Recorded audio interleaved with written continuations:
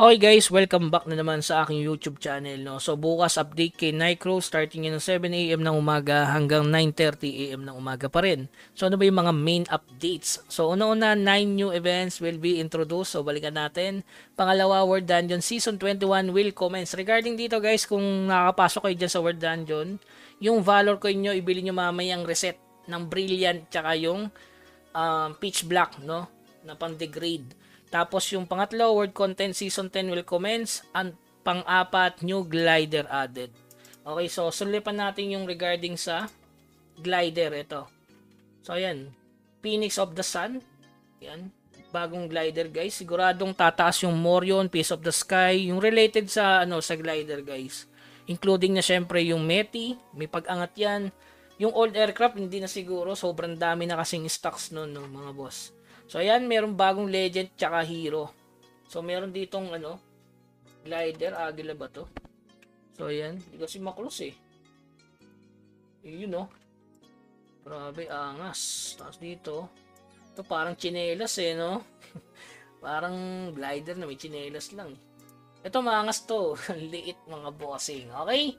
So ayan yung regarding sa bagong glider to. So dako na tayo sa mission completion event syempre. May libre naman dito yan, old aircraft, tapos may Meti. So, complete daily quest lang yan, at saka gamit ka ng potion. Pangalawa, Dipitrias, Dungeon, tsaka yung Battlefront.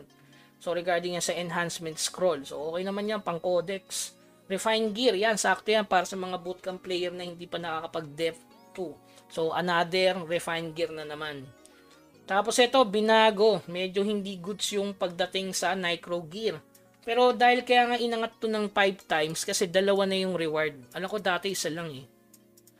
Okay? So hindi yun na magagawa yung yung magbabasag ng 2+7, babalik ulit yung 2+7. Dito kasi maraming tatamaan guys eh. Katulad nito, attempt to enhance +7 may 2+6. Tapos dito may tatamaan din siya, attempt to enhance +7 Nycro gear, magkakaroon ka ulit dito ng +6. Okay, so may magkasabay kasing event, yung Legendary Challenge. Ayan. So bukas na kayo mag-combine ng Epic Element, Weapon Style, tsaka Mount para may reward. Huwag nyo munang i-rush yung Weapon Style. Kasi yung 50% discount is hanggang July pa naman mga boss. July 8. Kaya huwag kayong mag-alala regarding sa 50% discount sa Weapon Style. So mission completion, ito yan. Crop Epic Glider Chest 1. Yan, magkakaroon kayo ng ticket which is para maging free. Yung pagpalit nyo ng legendary instead na Morion, 'di ba? Change ticket na lang, which is ito, tatapusin nyo to. Hindi ko alam baka may mabibili niyan sa yung glider change ticket na yan sa market or dun sa alam niyo na sa shop. Tapos regarding din dito, ayan, makakapag-crop ka din ng 5 Morion. Ayan, kailangan mo lang ng ticket.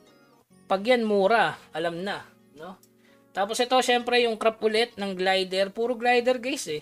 Glider na naman to, may comet. So, ito yung may legend, di ba?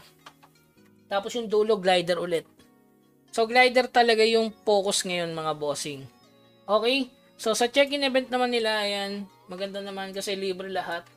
May libre kang, yan, pang-ipon. Kasi, ay, may event na pangalan. So, na-expert to, guys. Kaya hindi siya goods. Pero, goods niya, mali mo. Diyan mo makuha yung kahit 2 piraso lang yan. Diyan mo makuha yung first legend nyo. Okay? So, yun lang yung update bukas. Expected ko talaga guys ito. Nag-base ako sa kanilang roadmap kaso hindi natupad. Nakalagay dito kasi kita nyo naman nasa 2025 second quarter pa tayo. Kaso hindi nilagay yung guild dungeon. Dapat ito minub nila sa third quarter which is July, no?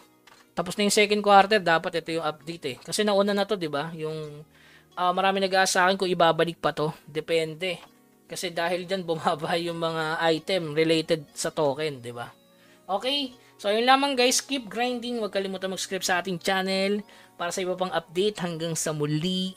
Paalam. Thank you, thank you.